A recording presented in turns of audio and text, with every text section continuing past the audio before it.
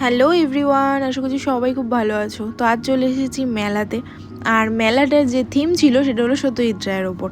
আর তার সমস্ত মুভি, সমস্ত অ্যাওয়ার্ড সব কিছুকেই এখানে সুন্দর করে দেখানো হয়েছিল। খুব ভালো লাগছিল জিনিসটা। আর এটাকে বুঝতে পারছো, এটা হলো হীরক রাজার দেশের সেই রাজাটা। তো স্ট্যাচুটা সেজেছিল একজন সত্যিকারের মানুষ। এত সুন্দর কাজ বলার মতো না।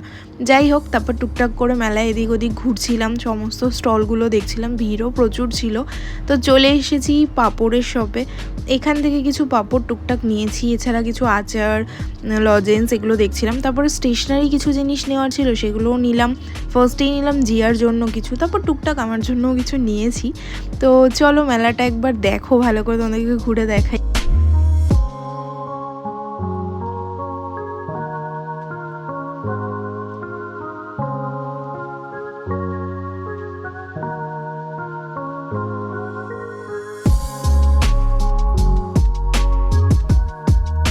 তো তারপর চলে এলাম এই ভিতরে যেখানে প্রোগ্রাম হচ্ছিলো। এখানে এত ভিড় ছিল, কারণ এখানে বিভিন্ন স্টাররা, সিঙ্গাররা আসে, প্রত্যেকবারই আসে। তো এবার এসেছিলো ইন্ডিয়ান আইডলের এই জুনিয়র সিঙ্গারটা, তোমরা হয়তো অনেকেই চিনে থাকো। তারপর এসেছিলো এখানে মোনালি ঠাকুরও। তো প্রতিবারই বহু লোক আসে। এই যে আমি ছোটো ছোটো ক্লিপস নিতে পেরেছি, সেটুকুই নিয়েছি। ভালো লাগলো এদেরকে লাইভ শুনতে পেরে। সবাই খুবই এনজয় করছিল, আমারও মনে ছিল আরও সামনে চলে যাই, বাট আমার এত ভিড় ভালো লাগে না, তো সেই জন্য আর যাওয়া হয়নি।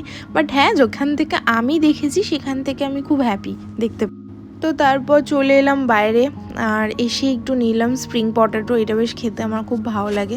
তো এগুলোই খেতে খেতে ঘুরছিলাম মেলাটা। আর তারপরে মোটামুটি শো শেষ হয়ে গেছিলো, প্রচুর লোক চলে গেছিলো, দোকানপাটও বন্ধ হয়ে গেছিলো।